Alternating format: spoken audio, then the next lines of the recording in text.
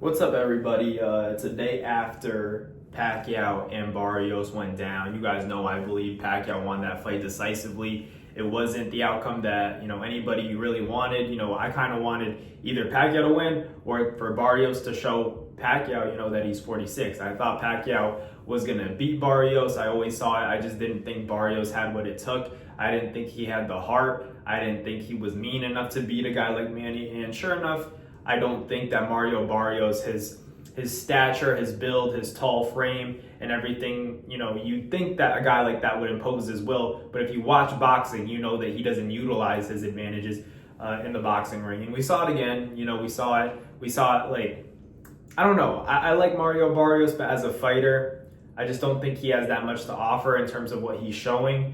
He doesn't, like I said, there are attributes that he could be using and utilizing. He just doesn't use them. He doesn't use his height. He fights very crouched down and, doesn't use his range. And when he's on the outside, he's not really using that jab. He used the jab, but you got to put some heat behind it to really gain some respect from Manny Pacquiao. If you force Manny Pacquiao to reset with that jab and throw some power on it, that's how you beat Pacquiao. You got to physically impose your will. Look at the Jeff Horn fight. Look at the Ugas fight. These guys were very physical with Pacquiao, and that's how they had success. He had the blueprint. He had the blueprint on numerous occasions. It's not like he was facing somebody that's never been beaten before. And Pacquiao, he doesn't look, like his prime. I'm not going to sit here and say he looks like prime Pacquiao because he didn't. And no one expected him to really look like prime Pacquiao, but he looked better than a lot of people thought. That was the key. And I knew, even if Pacquiao, in training, when I visited him, I was like, he's not as fast, but he's still faster than Barrios. So even though he's not at 100% speed compared to, his best prime peak of his career, I knew he didn't have to be against Mario Barrios, and it showed. I know it was a draw, but everybody in that arena knew, the vibes and, the crowd. You could tell that it was treated like Manny Pacquiao won. It was like a celebration because everybody knew what they saw. And a lot of people weren't expecting that. A lot of people were expecting Manny Pacquiao to get hit a lot, take a lot of punishment, and he got hit with some clean shots. I'm not trying to take that away from Mario Barrios. I still think it was a competitive fight, but competitive doesn't mean that it wasn't decisive. I thought Pacquiao won a decisive decision. That's why I call it a robbery.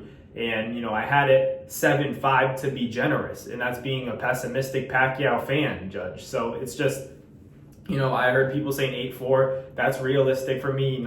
You could even argue 9-3. I just didn't think Barrios did enough to win a lot of the rounds. I feel like Pacquiao did what he always does. When I tell you guys, or when people say, once in a lifetime or once in a generational talent, you can't take that lightly. I think this week people have been throwing that term around, generational talent, once in a lifetime talent, but you guys don't really put the respect on his name. You don't actually put the respect and the weight of being a generational talent into consideration when you guys predict the fights. Because a lot of people said Barrios, but you guys got to understand, even at 46, you go prime for prime.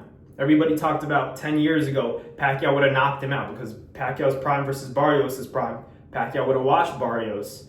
But at 46, it doesn't go like that because Pacquiao's a generational talent. So it's more like here. And it showed, it showed that Pacquiao still was the more talented fighter. You could see he was throwing combinations that Barrios had a hard time dealing with. He didn't know what to do because I already told you guys in all the lead up videos that I was making, the predictions for this fight, Barrios has bad feet. So when Pacquiao is darting, he's turning to the side and then he's going 1, 2, 3.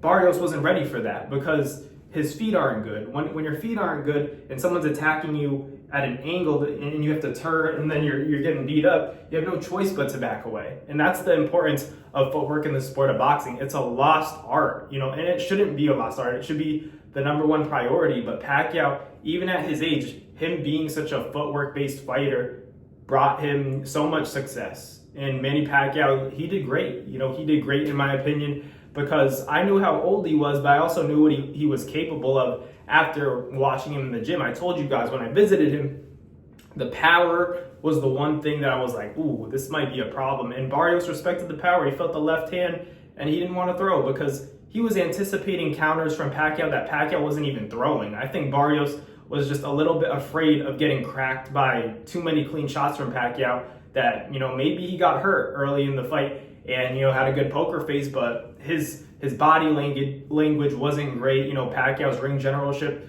looked better than Barrios's did. So I thought Pacquiao won the fight. But let me know down below what you guys think, if you guys agree, disagree. But I had Pacquiao winning that fight 7-5 to be generous, realistically 8-4. But I thought Pacquiao, like I said, I'm not going to sit here and say it wasn't a robbery, because although it was a competitive fight, I believe Pacquiao won decisively. So I consider it a robbery. So let me know in the comments what you guys think. Thanks for watching. Hope you guys enjoyed. Stay tuned for more content. Peace.